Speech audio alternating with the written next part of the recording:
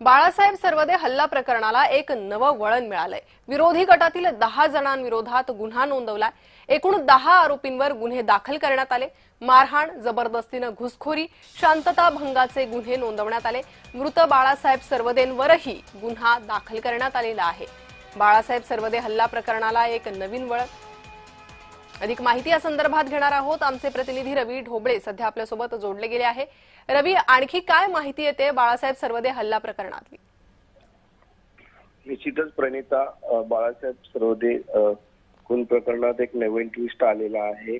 बाळासाहेब सर्वदेचा दुसरा गट होता जो शिंदे, शालन शिंदे जे आहेत त्यांच्या गटाने देखील बाळासाहेब सर्वदे यांच्यावरती गुन्हा दाखल केलाय।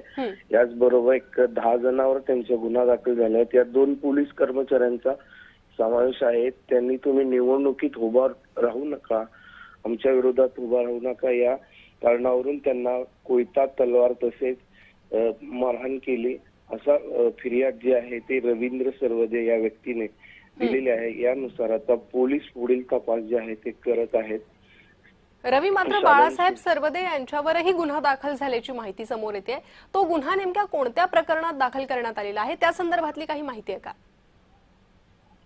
निश्चितच प्रणिता, जी घटना घडली त्यावेळेस बाळासाहेब सर्वदे देखील शालन शिंदे यांच्या जे भाजपचे अधिकृत उमेदवार आहेत या सर्वदे आणि कुटुंबियासोबत ते त्यांच्या ऑफिस कार्यालयाजवळ गेले होते आणि तुम्ही निवडणूक लढवू नका अशी त्यांनी धमकी दिली होती।